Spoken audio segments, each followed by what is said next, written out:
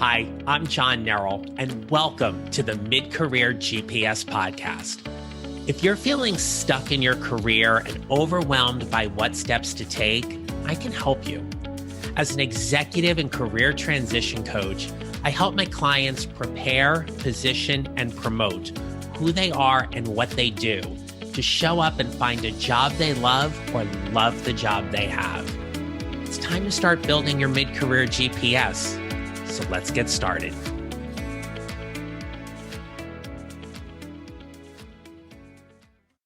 Hi, everyone, and welcome back to the podcast. It is great to have you here because today's episode is going to kick off an arc over the next few weeks around your interview preparation.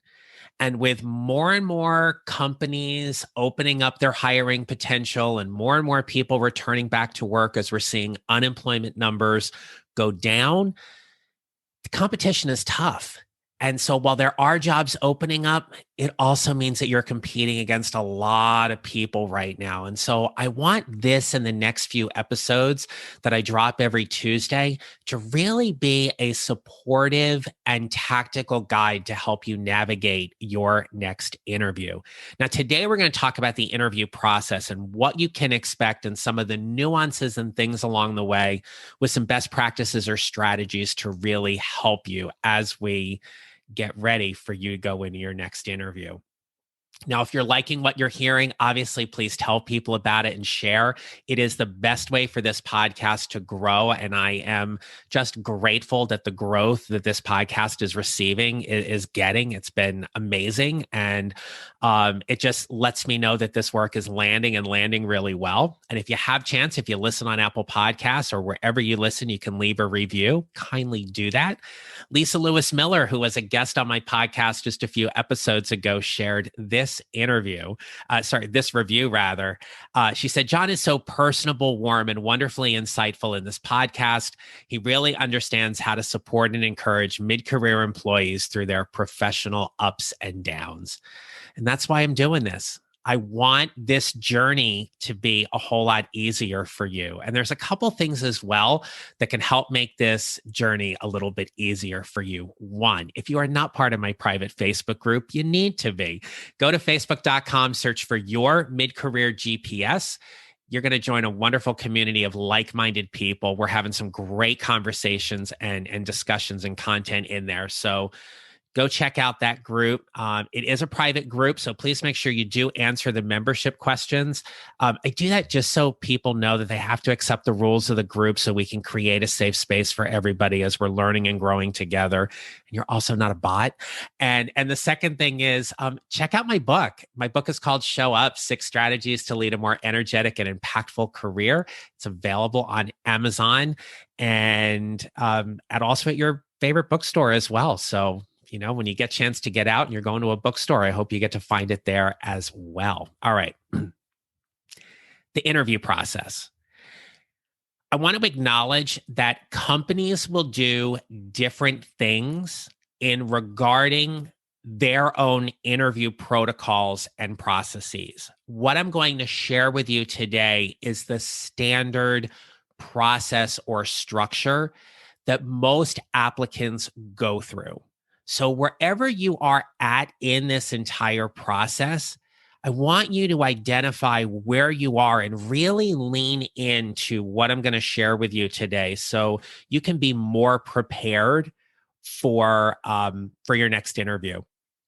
Now, I just hosted a masterclass on crushing your next interview just a couple of weeks ago, and I promise I will do it again in the near future, but people who attended that masterclass have emailed me or messaged me back saying how helpful it was. They had an interview later that day and they applied those strategies to their interview and they felt more competent and confident going into those interviews.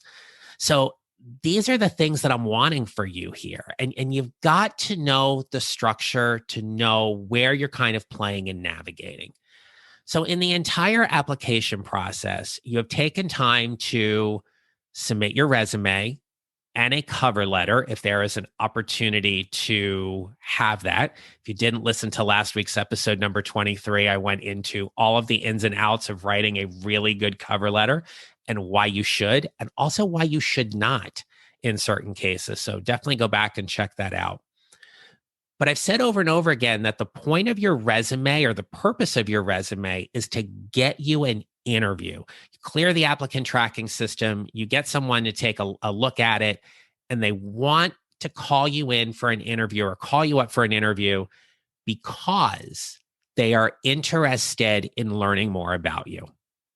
There's a huge difference between when people are interested in us versus just finding us interesting. This is all about generating interest.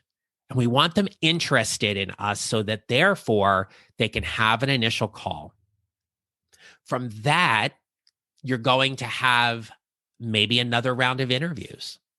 Maybe they're virtual. Maybe they are in person, depending on when you listen to this.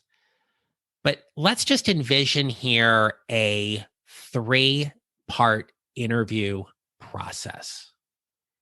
And we can't have this discussion without talking about virtual interviewing, because one of the great things that we have seen as a result of the last year or so is that we've gotten a whole lot better at virtually connecting and virtually interviewing. And for companies, this is a game changer in terms of money and time, and not having to fly people in or have people in for half-day interviews and panels and all these other kind of things. We have found ways to do virtual interviewing a whole lot better. And so that first interview is also that opportunity for you to make a really good first impression. Now, if you are being asked to attend a virtual interview, here are a few of my tips to help you just knock that virtual interview out of the park.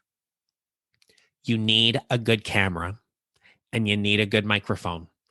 Now, most smartphones and current laptops, their video and audio technology is usually really, really good. However, when you are presenting yourself virtually on camera, I want you to put your eyes in the top third of the screen. Make the camera level with where your eyes are. And what that does by putting your eyes in the top third is we get a good frame for you. We get your head, we get your neck, we get a little bit of your upper body, your shoulders. One of the things, and I see this when I'm working with clients when we're doing interview coaching, their camera positions are usually all off. A lot of times it almost looks like they're just a talking head. Like, I'd like to see your neck. Okay. Like, let's get this all framed out accordingly. Right. You also want to be relatively close to the camera. You don't want to be so far away. This is, even though it's virtual, it is that opportunity to connect. So sit pretty close to the camera, but not so close that I'm going to be seeing your nose hairs. Right. You want to make sure that that camera is level so you're not looking down at the person on the other side of the screen, or they're looking up at you, right? Or you're having to look up at them. Keeping your eyes in the top third of the screen is really, really going to be very, very helpful. The other thing is you need a very clean or professional background. If you're doing this interview in your bedroom, I wouldn't suggest that. Right? Maybe there's a spot in your living room or your dining room. I would try to avoid sitting on a sofa. If you do have a desk or an appearance of some kind of desk, that's usually a good place to anchor yourself in that regard. But the background needs to be professional. When we were doing in-person interviews, the environment was already dictated for you because you were going to that place of business to interview. In a virtual interview, you're letting them into your home. So let's get that background really, really clean and professional. And also make sure that you are dressing appropriately for the interview. Yes, you're probably going to have to dress up a little bit for the interview. And I encourage you to fully dress for the interview. That means all the way down to socks and shoes. like dress shoes, not wearing sneakers. Okay. Now, maybe if you're interviewing for a startup and they're a little bit more casual and things like that, maybe that might be appropriate. You're going to be the judge of that in that regard. But we have seen so many epic fails or epic Zoom fails where people have put on the jacket, the shirt, and the tie and left gym shorts on or boxer shorts on. And then they have this fatal flaw that kind of happens and it's just completely embarrassing. Folgers has a really good commercial right now that kind of pokes fun at that, but also hits that kind of nerve a little bit. When we dress fully, our energy changes. Our demeanor and the importance of things change. So it's important that when you're going for that virtual interview, you are dressing up and dressing up fully. I know someone who jokes that he keeps his suit nearby and he puts on the full suit when he's got a virtual interview, and then he goes back to his like polo shirt and jeans afterwards, right? It's just like, it's always there because I just know when it's interview time, I need to be fully dressed for it. It's that old saying about, dress for the job that you want, not the job that you have. So especially if you're in a career transition space, make it a point to really dress for the job that you want. So that typically happens in that first round, right? It's usually probably either a phone call or it's a video interview. And that first interview is a chance to get to know you a little bit. This may be conducted by a recruiter or it may be conducted by an HR person that's going to ask you a few screening questions to assess some of the technical and behavioral competencies that they're looking for in order to make a decision to move you on to the next round. Those first interviews are usually pretty short, 15, 20, maybe 30 minutes. And 30 minutes might be stretching it here, but it's really a qualifying call. And at that point, you're then going to go on and look at round 2. Now, in round 2, regardless of whether it is virtual or in person, the same structure here applies. What's going to happen here is that someone at the company or some people at the company are going to get to know you a little bit more. They're going to dig a little deeper into some of the technical knowledge, some of your experience. They're going to ask you a lot of behavioral questions that tell me about a time when, or when did you do this? These are the things that they're looking for in terms of assessing fit. And usually in the second round, you are now at a point where you are interviewing with a stakeholder or several stakeholders who are going to make a decision either about whether or not to select you for the job or to move you into the final candidate pool in what I like to say is the third round. Those interviews are understandably a little stressful. This also may be the first time you are interviewing with somebody on the other side of the screen. There is a thing called one-way interviews where candidates are literally recording their responses to questions into a video camera, into an online portal, if you will, from the company, and there's nobody on the other end. You could have multiple tries at recording your answer. You may have 3 tries and that's it. You may be limited to a certain amount of time for your answers. And what that does in a one-way interview is it's going to give you an opportunity to tell your story, to share your answers to those questions. But the company doesn't need to be directly involved in that process by being with you at that appointment time. So in a second round interview, this may be the first time you're actually interviewing with people.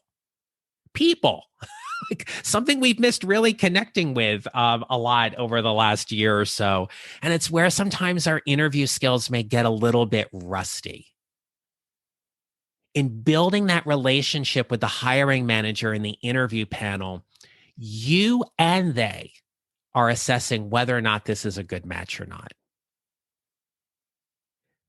You may not be given questions ahead of time. Typical protocol is you don't get them. I often find that the best way to prepare is to take a look at that job posting and see what kind of questions they may ask you. But I also recommend that you keep 5 really good stories in your back pocket. 5 things that you can talk about fully that are related to your experience, your contribution, your impact, your value, your significance, that you can pull that story out and relate it to one of the questions that they're asking you. And at the end of that interview, you should be told some kind of next steps. Now, I'll talk a little bit more about negotiating next steps in a future podcast episode, because today we're just talking about structure. But you absolutely want to be clear about what those next steps are, both what you're hearing from them and what you're expecting as well. How many of you, myself included on this, have suffered from a lot of mind drama when we're being told that we would hear by end of business on Friday, and 2 or 3 weeks goes by and we haven't heard anything? And now we're wrestling with our thoughts in our mind about whether we got the job or we didn't. Did they like us? Did they not? Did they offer it to somebody else? Did they not accept it? Are they going to offer it to me? What am I going to hear? We might even have been ghosted. So next steps are important. But in this interview structure and process, when the company lets you know about that, one of the things you can control is how you show up after the interview. And after the interview, what I always suggest is take some moments to send a thank you message. You should know an email contact or have some idea about an email convention that you would be able to email somebody. At worst case scenario, you're going to email the person who arranged the interview for you and ask them to forward that email to the people on the panel. But you want to make it a point to thank every person you interview with at every single point. They have taken time out of their day to get to know you a little bit. And that is why it's important for you to thank them. It doesn't need to be a grandiose email. It needs to be short, sweet, and to the point. Why are you thanking them? What did you enjoy about the interview? Is there a particular point that you want to emphasize or share or clarify based on the discussion? And then have a call to action regarding next steps. But take time to thank them. Now, if you clear the second round, I like to call the next one either, the final round, the third round, whatever that is. Sometimes you could have 4th, 5th, 6th, 7th rounds of interviews, depending on the kind of job you are interviewing for. But when you get to that third round, let's acknowledge that you are part of a small group of candidates who are being considered for the position. You more than likely will not know how many. In my experience, it's typically been 3. It could be 4, it could be 2, it could be 5. It all depends. And it depends on what exactly they're looking for and what additional information they are seeking from their candidate pool. But when you make it to the third round, you've gotten pretty far. And that obviously is something to celebrate. And at that point, people can really start thinking about, oh my gosh, I'm going to get the job. I'm going to get the job. They're going to offer it to me. What do I need to do? I need to say this. I need to be more energetic. I need to showcase this importance and talk about my network here and all the great stuff that I've done. And you get out of the whole purpose of the third round of interviews. They just want to see if you fit. And when we start focusing on the outcome, we get away from the moment at hand, which is, I'm here for this interview. Let's talk. Let's see if this is a good fit. I never, ever, ever say to my clients, I hope you get the job. What I say to them is, I hope you get to choose. I hope you get to choose from multiple offers. I hope you realize that even if they make you an offer, you still have an opportunity to choose, because you should be interviewing them as well. It's usually in the third round where your questions about them really need to shine.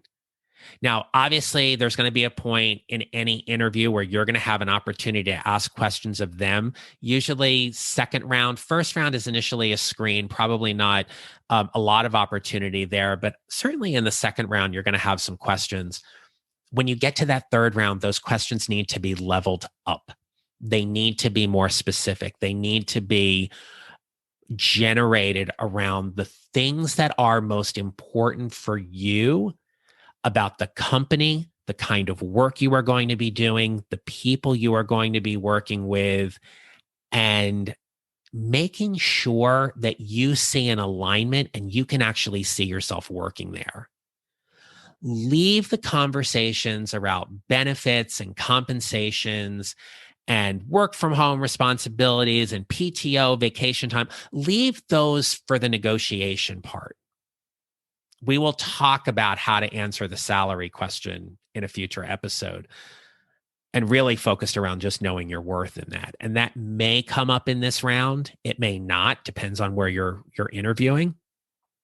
But that third round is so key for you to build that relationship and get them interested in who you are, what you do, and for them and for you to see whether or not you could really work there. You kind of see that fit happen.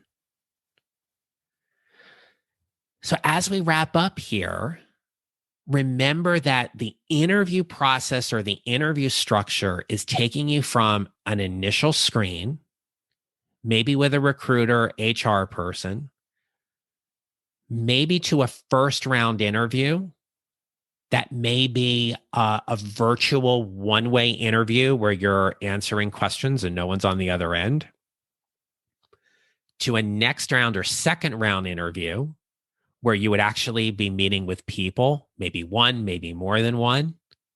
Their stakeholders are going to have a decision or input into whether or not they should be hired. They should hire you. And then finally, that third round, which is that decision-making round, where you are one of a handful at most of people who are being considered for the job. In all of my hiring experience, one of the things that I have enjoyed being a part of and have valued is being part of a committee or team of people who would weigh in on whether or not that person would get hired. Obviously, if you're the hiring manager and you have final say, you're going to take input from people, but ultimately you're going to be the one. As part of that group, you never, ever know who's going to go to bat for you. It might be the quietest person in that interview who may be so stoic and you're not getting any nonverbal for them. But inside, they are willing to go to bat for you at all costs because they believe you're the right person for the job. And when that decision meeting is happening later, they're going to be the ones that are talking the loudest for you. You never know. That is why building relationships with people on the team through the interview process is vital to your success. Because while that person may not have final decision-making or hiring authority, they may be the one to influence the person that does to get you the offer you're looking for. Interviews are complicated. There's no doubt about it. There is so much more that we are going to cover in upcoming episodes, but I wanted to get this structure out of the way on this episode to really set up for what else is coming up. All right. So next week, I am going to start sharing with you some of my top interview tips that are going to help you show up more energetically for your next interview, to build that relationship with the interview panel and team, and to come from a place of value and service far differently than you've ever done before. All right. I will see you next week. Definitely check out my private Facebook group. Would love to see you in there. Sometimes we have interesting conversations around podcast episodes as they drop. So definitely come on in there and chime in. And I wish you a great rest of the day. So stay safe, be well, be kind to each other. and keep building your mid-career GPS 1 mile at a time. I'll talk to you later. Make it a great day. If you enjoyed today's show and don't want to miss an episode, follow on Apple Podcasts or wherever you usually listen. And I'd appreciate it if you would leave a rating and review. Visit johnnarroll.com to download your free copy of the 55-minute career transition jumpstart to help you start building your mid-career GPS. And don't forget to connect with me on LinkedIn and follow me on social at John Narroll Coaching. Thanks for listening. I'll see you next time.